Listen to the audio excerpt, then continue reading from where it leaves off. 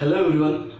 तो देखो, आज की क्लास हम बात करने वाले हैं percentage of covalent character in any ionic compound. तो हम लोग लास्ट सीरीज में बात किए थे हम लोग आयोनिक बॉन्ड के ऊपर। हम लोगों ने प्रॉपर्टी डिस्कस किया था, आयोनिक बॉन्ड होता क्या है, उसकी कॉन्वेंसी प्रॉपर्टी होती है। और आज की क्लास में डिस्कस करने वाले हैं क्या सभी के सभी जो आयोनिक कंपाउंड होते हैं क्या वो पूरी तरह से आयोनिक होते हैं। Is it true? क्या उसमें से कुछ परसेंट कोवेलेंट के भी होते हैं? बिल्कुल सही। आपने एक सेंटेंस सुना होगा, there is no one thing that is perfect, है ना। कोई भी चीज ऐसा नहीं है जो परफेक्ट है।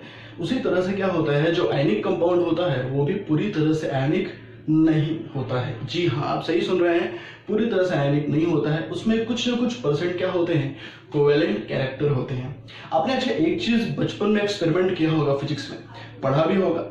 एक स्केल होता था, स्केल को क्या करते थे आप अपने हेयर में रब करते थे, है ना। उसके बाद एक पीस का पेपर लेते थे, एक पीस के पेपर को क्या कर लेते थे आप, अट्रैक्ट कर लेते थे। आई थिंक आपको याद होगा।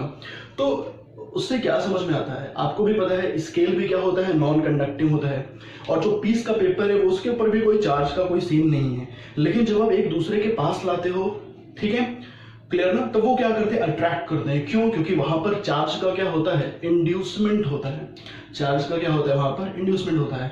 आप जब उस स्केल को अपने हेयर पर रब करते हो या फिर उस सिल्क रॉड को क्या करते हो, अपने हेयर पर रब करते हो, तो उससे चार्ज क्या होता है, वहां पर इंड्यूस होता है।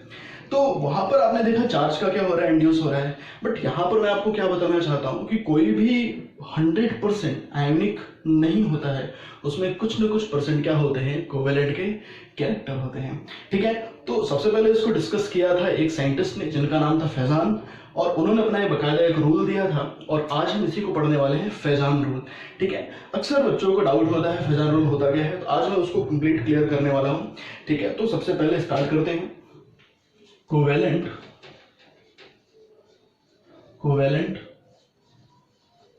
Character in ionic compounds.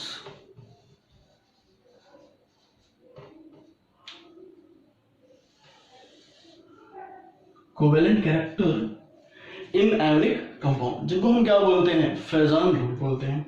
इनको हम फैजान रूल भी बोला करते हैं, फैजान्स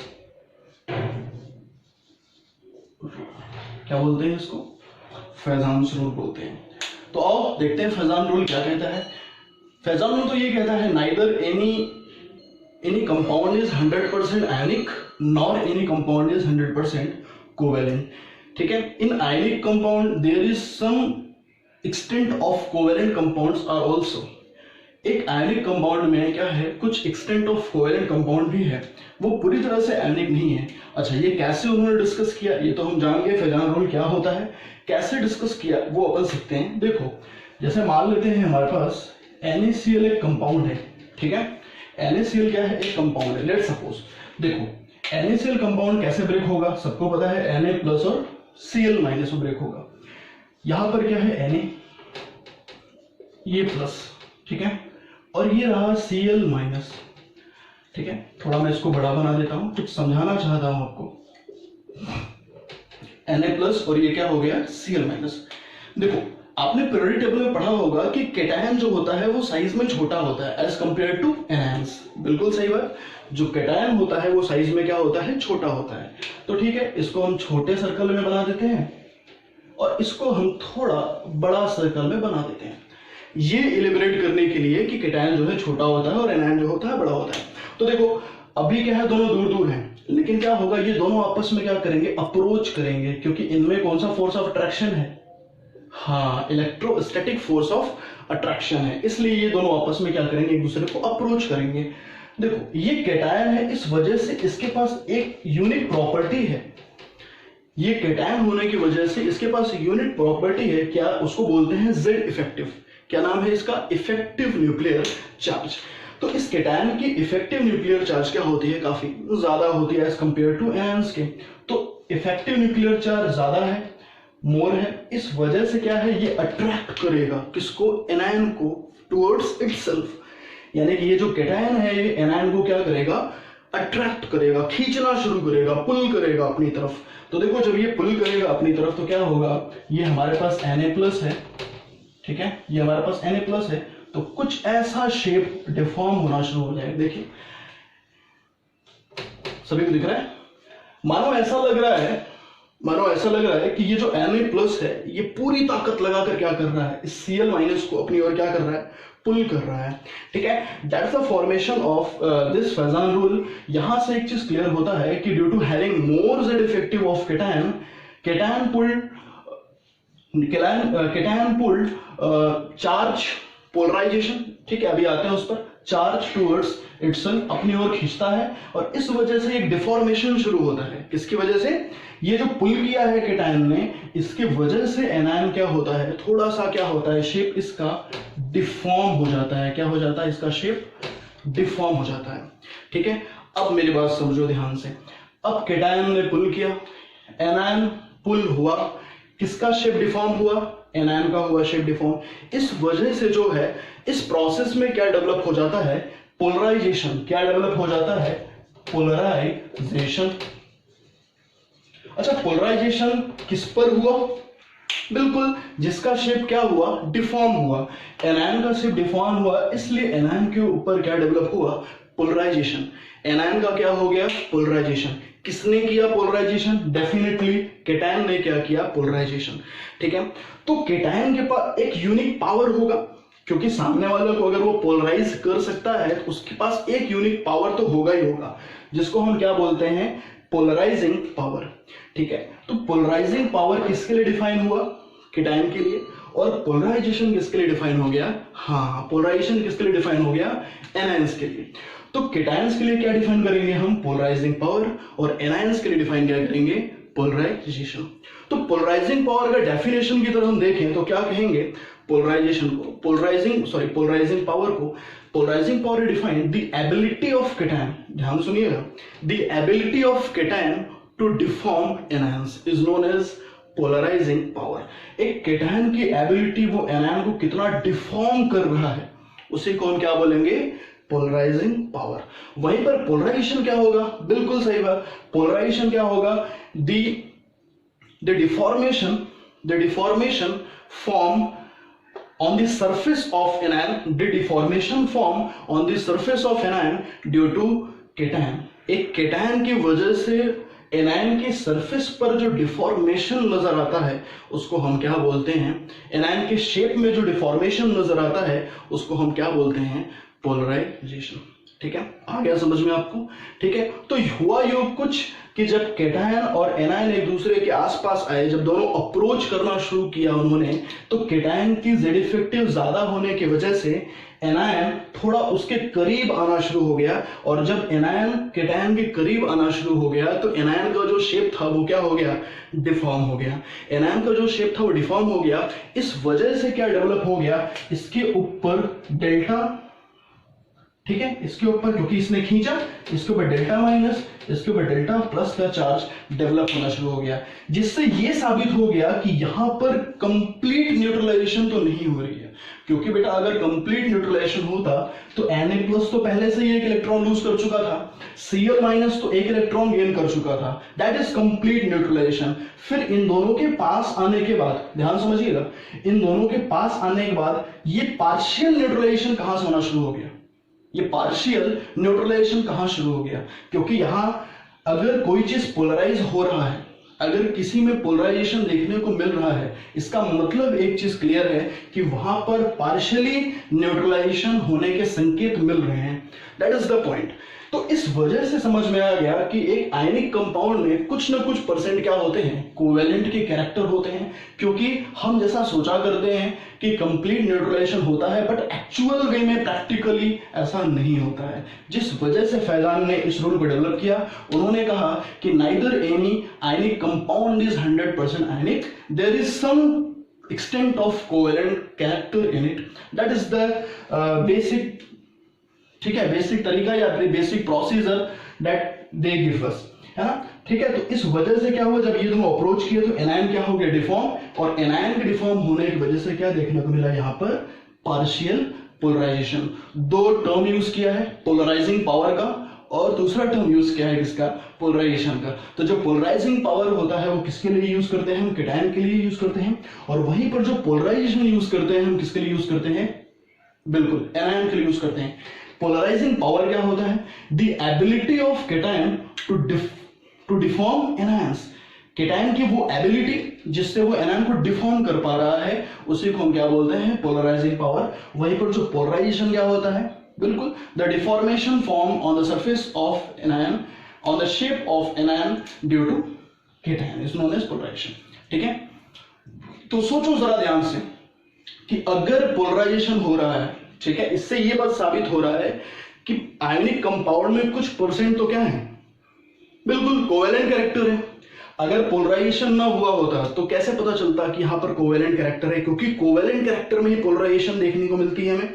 ठीक है, तो ये बात तो क्लियर है कि पोलराइजेशन की वजह से हमें ये समझ में आ रहा है कि किसी आयनिक कंपाउंड में कोवेलेंट कैरेक्टर होता है। तो सोचो जब पोलराइजेशन बढ़ेगा तो कोवेलेंट कैरेक्टर और बढ़ जाएगा, क्योंकि जैसे जैसे पोलराइजेशन बढ़ता है वैसे वैसे कोवेलेंट कैरेक्टर भी बढ़ता चला जाएगा।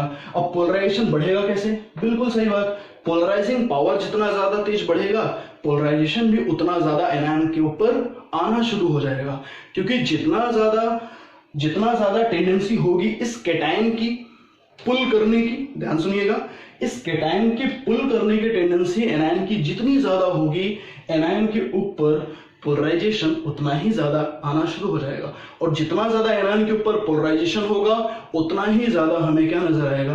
कोवेलेंट कैरेक्टर नजर आएगा। ठीक है, तो एक बात समझ लिया हम लोगों ने कि पोलराइजिंग पावर किसे कहते हैं, पोलराइजेशन किसे कहते हैं, और कोवेलेंट कैरेक्टर कैसे बढ़ेगी? पोलराइजेशन बढ़ेगा तो कोवेलेंट कैरेक्टर बढ़ेगा, पोलराइजिंग पावर बढ़ेगा तो कोवेलेंट कैरेक्टर बढ़ेगा। ठीक है, तो इसको आप नोट कर लीजिए, लिखना कुछ भी नहीं है इसमें, बाकी जो भी मैंने आपको डिक्टेट करना था मैंने आपको बोल दिया। ठीक है, इस पर क्वेश्चंस अपन करते हैं, कैसे क्वेश्चंस आते हैं और कौन कौन से ऐसे तरीके हैं जिनसे पोलराइजिंग पावर और पोलराइजेशन क्या करता है? अफेक्ट करता है। ओके, तो राइट डाउन।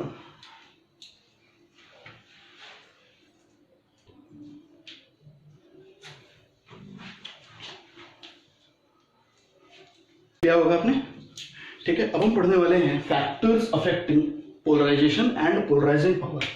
ठीक है, सबसे पहले बात करते हैं हम लोग यहां पर कि फैक्टर्स अफेक्टिंग, देखिएगा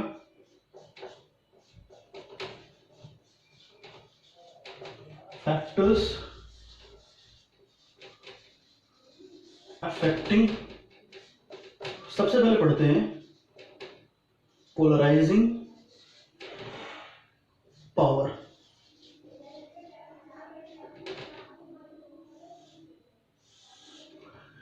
कौन से ऐसे फैक्टर हैं जो पोलराइजिंग पावर को अफेक्ट करते हैं? ठीक है, सबसे पहले आप ध्यान रखिएगा पोलराइजिंग पावर किसके लिए डिफाइन हो रहा है? सिर्फ कैटायन के ऊपर, एनायन के ऊपर कभी डिफाइन नहीं करेंगे। ठीक है, पोलराइजिंग पावर, तो ठीक है, सबसे पहला जो फैक्टर है वो है, सबसे first factor write down, that is charge.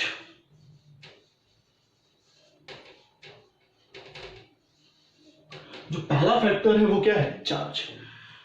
Charge के ऊपर डिपेंड करेगा हमारा क्या? Polarising power. सोचो अगर हमारे पास चार्जेस हैं, जरा ध्यान से देखिएगा,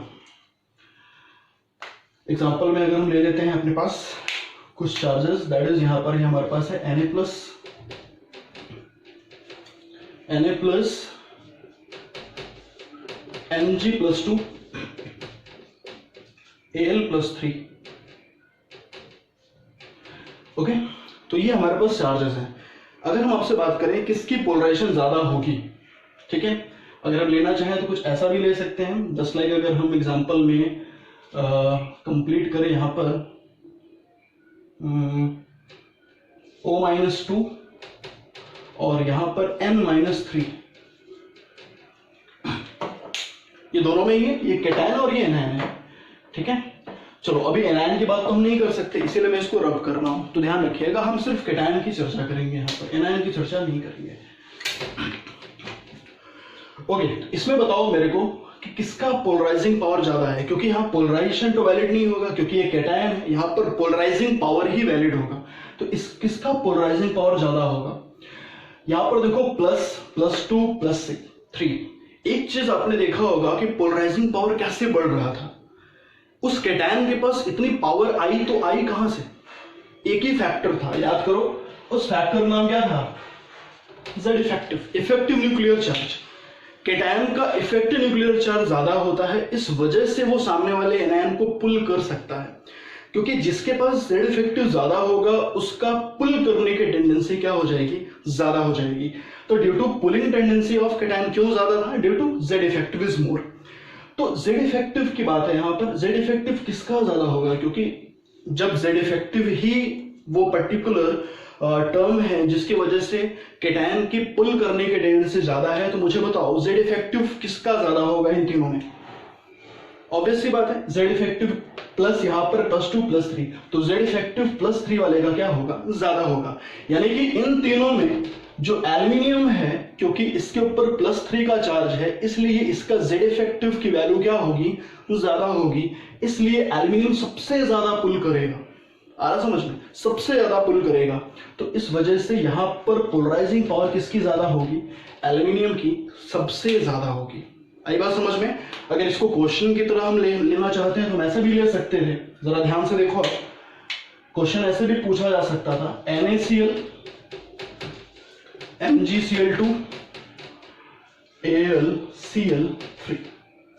आपसे पूछा जा सकता था इसमें पोलराइजिंग पावर किसका ज्यादा है, तो बात सही है, AlCl3, वही चीज, चाहे ऐसे पूछो चाहे ऐसे पूछो। तो पहली चीज क्लियर हो गई आपकी, किस चार्ज के वो डायरेक्टली प्रोपोर्शनल होता है, जिसका चार्ज ज्यादा, यानी कि जिसका कैटायन जितना ज्यादा पोलराइजिंग पावर उतना ज्यादा। ठीक है, तो देखो यहां लिखता हूं मैं कि Pp that is polarising power directly proportional to charge. Polarizing power is directly proportional to charge. Note कर लीजिए, डायरेक्टली प्रोपोर्शनल टू चार्ज। कर लिया, चलिए। अब ये दूसरा फैक्टर जो होता है, इसको मैं अब्रॉड करता हूं, दूसरा फैक्टर होता है साइज का। Second factor is size.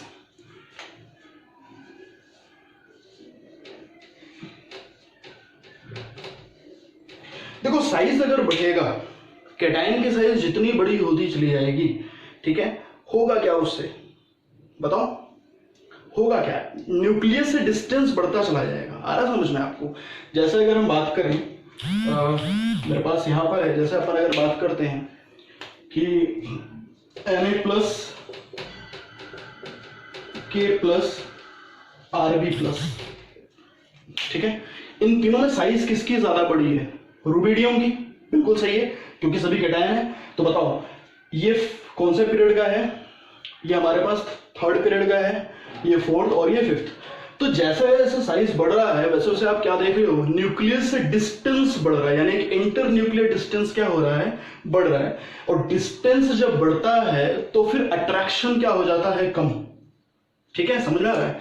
जैसे जैसे डिस्टेंस बढ़ेगा वैसे वैसे अट्रैक्शन क्या हो जाएगा, कम। तो इस कैटायन के पास उतनी ज्यादा टेंडेंसी नहीं रहेगी ताकि वो सामने वाले एनायन को क्या कर सके, अपनी ओर पुल कर सके, समझ में, अट्रैक्ट कर सके। इस वजह से मोर डिस्टेंस, ठीक है, हैविंग मतलब more distance that is more size will not be favourable condition for polarising power. जब डिस्टेंस बढ़ता है, यानी कि जब साइज बढ़ता है, तो कैटायन की पुल करने की टेंडेंसी क्या हो जाती है, कम। यही रीजन दिया जाता है कि जब जब साइज बढ़ता है तो जेड इफेक्टिव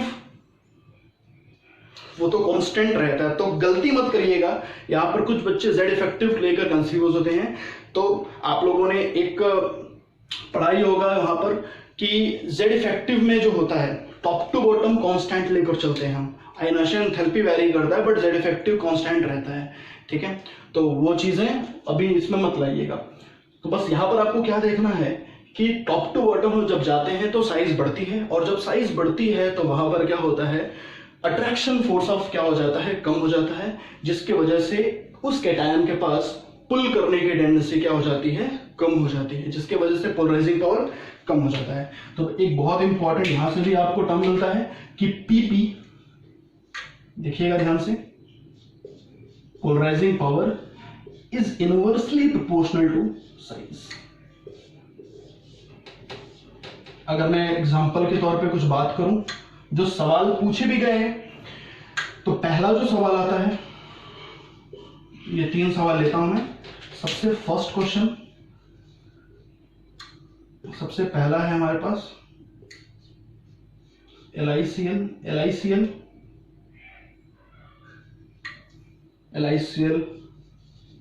NaCl, KCl, ठीक है। दूसरा हमारे पास है, अगर हम बात करें यहाँ पर कि Ag नहीं ले सकते भी, हम थोड़ा एक और ले लेते हैं। क्या ले लूं मैं, चलो यहां ले लेते हैं हम लोग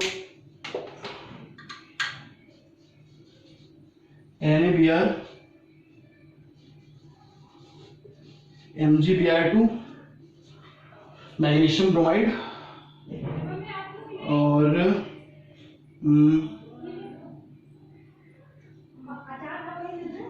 AlBr3, ठीक है। एक और क्या ले सकते हैं हम यहाँ पर, ठीक है। यहाँ पर एक और साइज में बात कर सकते हैं क्या, कैल्शियम CaCl2 और स्ट्रॉन्शियम एंड फिर बेरियम, ठीक है। ये 3 एग्जांपल्स हैं। सबसे पहला, ठीक है, साइज बढ़ेगी तो फिर पोलराइजिंग पावर क्या होगा, डिक्रीज। इस वजह से पोलराइजिंग पावर किसकी ज्यादा है, LiCl की। यहाँ पर देखिए, यहाँ पर लगातार यहाँ पर साइज का कोई भी पॉइंट नहीं दिखाई दे रहा मेरे को। यहाँ पर क्या दिखाई दे रहा है, चार्ज। Na के ऊपर +1 का चार्ज है, Mg के ऊपर +2 का चार्ज है, Al के ऊपर +3 का चार्ज है। तो जिसका चार्ज ज्यादा उसका पोलराइजिंग पावर भी ज्यादा, इस वजह से ये है। तो ये पूरा का पूरा जो मैं आपको ऑर्डर बता रहा हूँ किसका है, पोलराइजिंग पावर का ऑर्डर है। आते हैं थर्ड क्वेश्चन में, लास्ट क्वेश्चन में। देखो यहाँ कैल्शियम है, स्ट्रॉन्शियम है और बेरियम है। देखने में समझ में आ रहा है ये क्या है, एक ग्रुप है, यानी कि इसमें हम साइज देखेंगे तो किसका साइज ज्यादा है, बेरियम का। जिसका साइज ज्यादा होगा उसका पोलराइजिंग पावर क्या होगा, हाँ, कम होगा। इस वजह से कैल्शियम का पोलराइजिंग पावर ज्यादा है। और जिसका पोलराइजिंग पावर ज्यादा हो जाएगा, ऑब्वियस सी बात है, उसका कोवेलेंट कैरेक्टर भी क्या होगा, ज्यादा होगा। आ समझ में, ठीक है। तो ये हो गया हमारा साइज का, ठीक है। चलिए इसके बाद हम पोलराइजेशन पर आते हैं, ठीक है। इसको मैं रब करता हूं।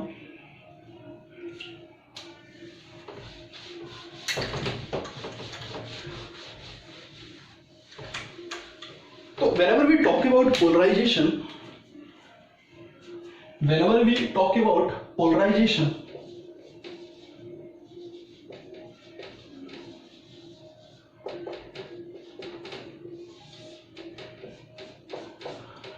तो पोलराइजेशन की हम जब चर्चा करेंगे, सबसे पहले अगर दिमाग में आता है, वहां पर भी 2 वैल्यू होता है। पहला होता है चार्ज, दूसरा होता है size. And second one is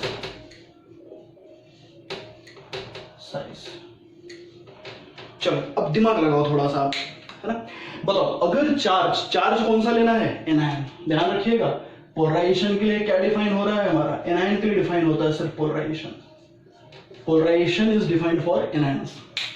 तो बताओ, एनायन का चार्ज अगर बढ़ेगा तो बताओ पोलराइजेशन बढ़ेगी घटेगी, सोचो।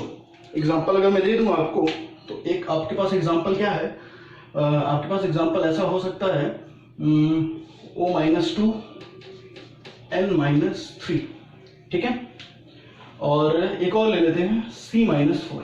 चलो बताओ, इन तीनों में किसका पोलराइजेशन ज्यादा होगा। देखो यहाँ पे -2 है या -3 या -4 है। देखो जैसे जैसे चार्ज बढ़ रहा है एनायन का, तो पक्की बात है कि केटायन में भी, ठीक है, तो केटायन भी बढ़ रहा होगा। क्योंकि अगर O-2 यहां पर है, जैसा मैं आपको एग्जांपल दिखाऊं, यहीं से आप जरा देखने की कोशिश करना, ये O-2 कैसे आएगा। अगर हमारे पास MgO का कोई कंपाउंड रहा होगा तो ये ब्रेक होगा Mg+2 में और O-2 में ही ब्रेक होगा। आ रहा समझ में। तो अगर O-2 क्रिएट हुआ है, इसका मतलब क्या है, Mg+2 ऑलरेडी क्रिएट हो चुका होगा, ठीक है। सिमिलरली अगर N-3 है, इसका मतलब है कि यहां पर N-3 है यहां पर, तो इसका मतलब क्या है कि यहां पर कोई ऐसा कंपाउंड कोई ऐसा कंपाउंड यहाँ पर रहा होगा, जैसे मैं एग्जांपल ले लेता हूँ AlN, एल्यूमिनियम नाइट्राइड इसका नाम है, ठीक है। तो यहाँ पर Al+3 प्लस N-3, तो अगर N-3 एग्जिस्ट कर रहा है इसका मतलब Al+3 भी एग्जिस्ट हुआ होगा, ठीक है। अब जरूरी नहीं है Al ही एग्जिस्ट करेगा, बट -3 है तो +3 जरूर रहा होगा, ये मेरा कहने का मतलब है, आ रहा समझ में, ठीक है। तो इस हिसाब से देखा जाए तो जिसका चार्ज ज्यादा है उसका पोलराइजेशन भी ज्यादा होगा। क्यों? क्योंकि यहाँ पर अगर Mg+2 होगा, यहाँ पर Al+3 होगा, तो यहाँ पर कुछ और होगा +4 वाला, आ रहा समझ में, ठीक है। तो ऐसा नहीं समझ में आ रहा तो आप ऐसा सोचिए कि जिसके एनायन का चार्ज जितना ज्यादा होगा उसका पोलराइजेशन भी क्या होगा, उतना ज्यादा होगा। अगर हम साइज की बात करें, जरा आप साइज में देखें, सोचें जरा दिमाग से कि अगर एनायन की साइज बड़ी होती चली जाए फिर क्या होगा। अगर एनायन की साइज बड़ी हो जाएगी तो फिर क्या पोलराइजेशन बढ़ेगा। देखो एनायन की साइज बड़ी होती ही है कैटायन के कंपेयर में, बट जितना ज्यादा एनायन की साइज बड़ी हो जाएगा, एनायन की साइज जितनी बड़ा होता चला जाएगा पोलराइजेशन उतना ही ज्यादा बढ़ेगा, क्योंकि एनायन जो है साइज बढ़ेगा तो ज्यादा से ज्यादा चार्ज को क्या कर पाएगा, गैदर कर पाएगा। समझिए अभी यहां पर मान लो कोई एनायन ए है,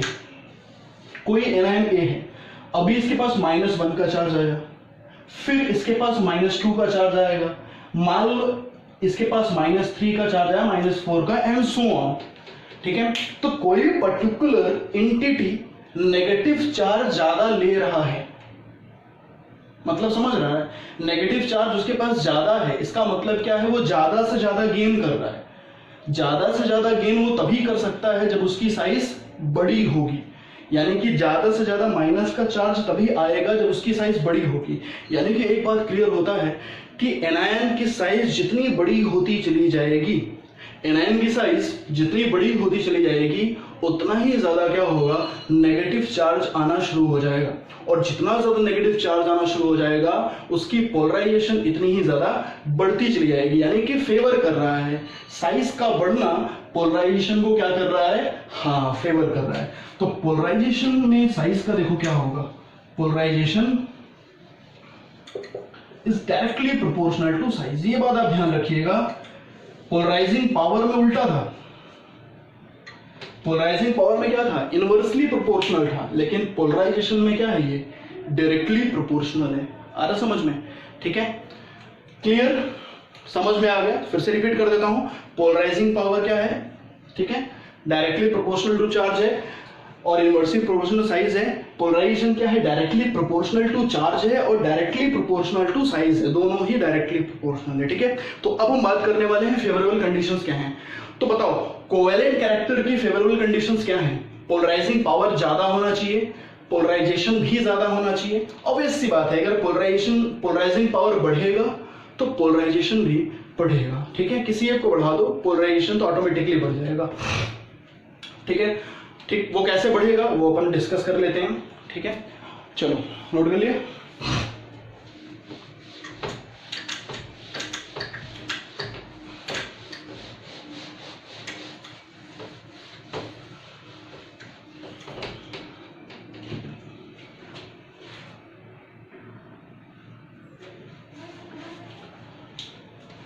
हेलो, ठीक है। अब हम क्या करने वाले हैं, फेवरेबल कंडीशन डिस्कस करने वाले हैं, है ना। तो हेडिंग डाले हैं फेवरेबल कंडीशन, बता सकते हैं आप मेरे को, फेवरेबल कंडीशंस फॉर कोवैलेंट,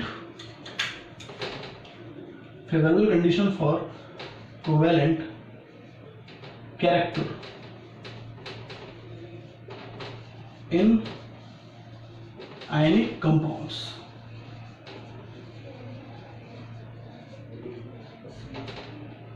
किसी भी आयनिक कंपाउंड में कोवैलेंट कैरेक्टर के लिए फेवरेबल कंडीशन क्या हो सकता है, इस बारे में हम चर्चा करते हैं।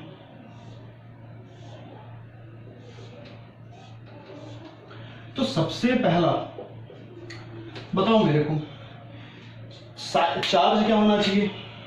सबसे पहला चार्ज बताओ, चार्ज क्या होना चाहिए? चार्ज तो ज्यादा होना चाहिए, चाहे वो एनायन हो चाहे कैटायन हो। यानी कि अगर हम बात करें एनायन, इधर हम बात करते हैं कैटायंस, तो एनायन का जो चार्ज होना चाहिए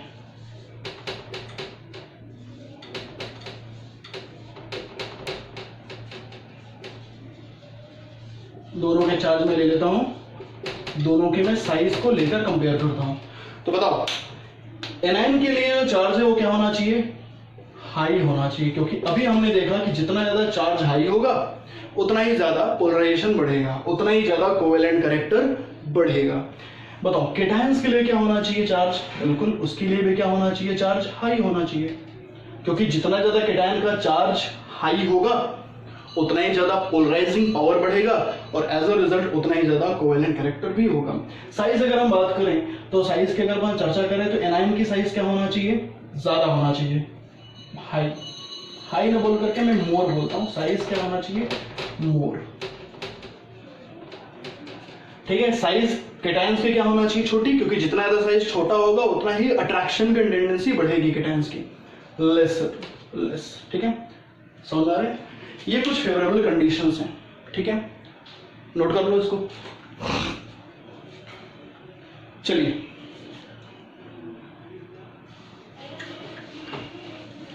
तो आई थिंक आपने नोट कर लिया होगा। अब जरा आप कुछ चीजें गौर से देखिए। देखो बहुत इंपॉर्टेंट चीज अब मैं बता रहा हूं लास्ट में आपको। देखो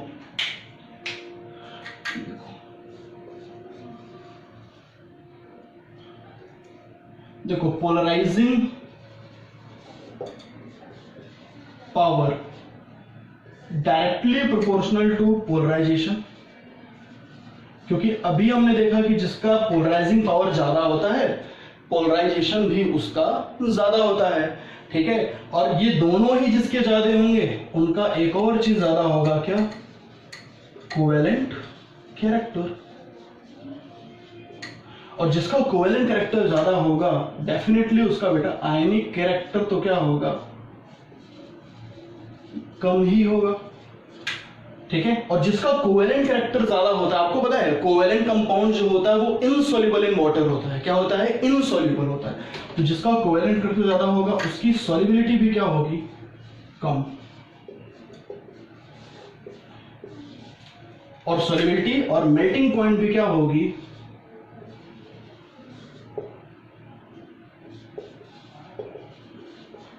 मेल्टिंग पॉइंट भी कम होगी।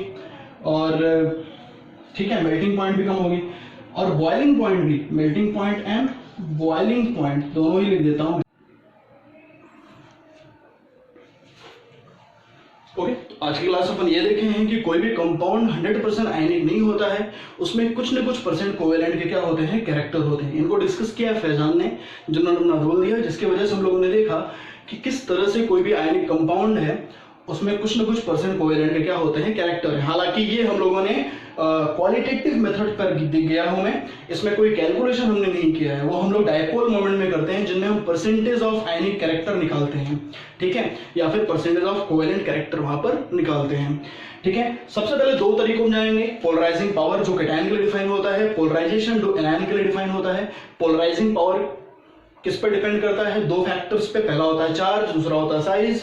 चार्ज के क्या होता है? पोलराइजिंग पावर डायरेक्टली प्रोपोर्शनल होता है। साइज के क्या होता है? इनवर्सली प्रोपोर्शनल होता है। वहीं पर जो पोलराइजेशन होता है वो चार्ज के क्या होता है? डायरेक्टली प्रोपोर्शनल होता है। वहीं पर साइज के क्या होता है? वो भी डायरेक्टली प्रोपोर्शनल होता है। ठीक है, फिर उसके बाद हम लोगों ने देखा कि कौन कौन से फेवरेबल कंडीशंस हैं। ठीक है, उसके बाद हम लोगों ने यहाँ पर देखा कि पोलराइजिंग पावर, पोलराइजेशन और कोवेलेंट इन सब में क्या क्या रिलेशंस हैं। ठीक है, इनके बेसिस हम लोगों ने इस टॉपिक को क्या किया? कंक्लूड किया। अपन नेक्स्ट क्लास में जब मिलेंगे तो अगले सीरीज में हम लोग डिस्कस करेंगे कि थ्योरीज क्या क्या हैं केमिकल बॉन्डिंग की। ठीक है, जिनमें काफी डाउट्स होता है। सबसे पहले शुरू करेंगे हम लुईस थ्योरी, उसके बाद वैलेंस बॉन्ड थ्योरी, फिर नेक्स्ट हम लोग VSEPR थ्योरी कंप्लीट करेंगे, लास्ट में MOT। देखते हैं ये कितने सीरीज में होते हैं, बट जरूर आप कंप्लीट करेंगे और ये चैप्टर बहुत इंपॉर्टेंट है। होपफुली आपको समझ में आएगा। आप इसके बाद रिवाइज करिएगा लास्ट ईयर के पेपर्स को। ठीक है, मिलते हैं अपन तब तक नेक्स्ट सीरीज में। Thank you so much, have a nice day.